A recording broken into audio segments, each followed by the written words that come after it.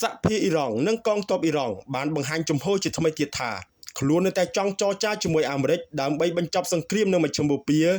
ឬសង្គ្រាមនៅអ៊ីរ៉ង់ផ្ទាល់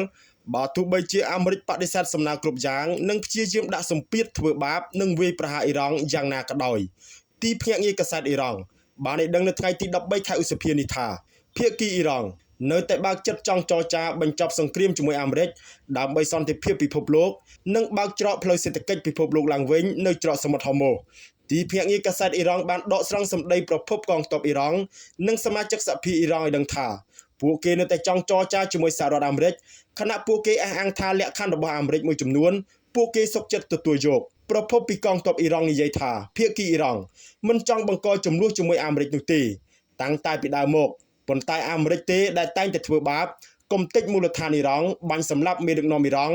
និងមន្ត្រីជាន់ខ្ពស់អ៊ីរ៉ង់ជាច្រើនរូបរួមទាំងបំផ្លាញហេដ្ឋារចនាសម្ព័ន្ធអ៊ីរ៉ង់ជាហូរហែកងទ័ពអ៊ីរ៉ង់អះអាងទៀតថាអ៊ីរ៉ង់បើកចិត្តនិងបើកទ្វារចំហជានិច្ចនិងព្រមតាមសំណើរបស់អាមេរិកមួយចំនួនដែលបានដាក់ស្នើមកអ៊ីរ៉ង់ប៉ុន្តែសំណើខ្លះអ៊ីរ៉ង់ក៏ទទួលយកមិនបានដែរលើពីនេះកងឆ្មាំបដិវត្តអ៊ីស្លាមអ៊ីរ៉ង់ក៏បានព្រមានដែរថាបើអាមេរិកនៅតែធ្វើឲ្យអ៊ីរ៉ង់ខឹងនិងបន្តវាយប្រហារអ៊ីរ៉ង់បង្ខំអ៊ីរ៉ង់បន្តទៀតអ៊ីរ៉ង់នឹងអស់ការអត់ធ្មត់លេងអង្វរសុំចរចាគ្នាទៀតហើយគឺវាយគ្នាដល់ទីបញ្ចប់បន្ថែមពីនេះអ៊ីរ៉ង់ព្រមានទៀតថាអ៊ីរ៉ង់នឹងចម្រាញ់អ៊ុយរ៉ាញ៉ូមយ៉ាងច្រើនបំផុតរហូតដល់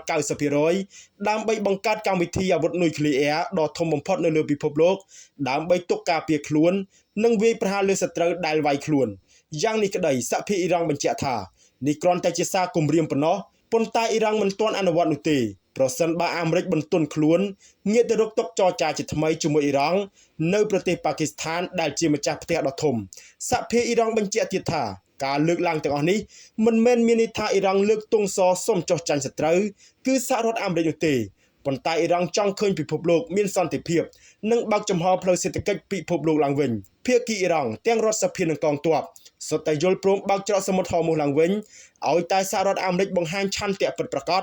និងស្មោះត្រង់ចំពោះអ៊ីរ៉ង់គឺមិននិយាយបាតដៃក្នុងដៃម្ដងថាចរចាម្ដងថាបដិសេធទោះជាយ៉ាងណាកងឆ្មាំបដិវត្តអ៊ីស្លាមអ៊ីរ៉ង់បាននិយាយថាបើអាមេរិកនៅតែរឹងទទឹងមិនព្រមចរចាដើម្បីបញ្ចប់សង្គ្រាមនៅមជ្ឈិមបូព៌ាឬសង្គ្រាមអ៊ីរ៉ង់នេះទេភាគីអ៊ីរ៉ង់ធ្លាប់បាននិយាយហើយថា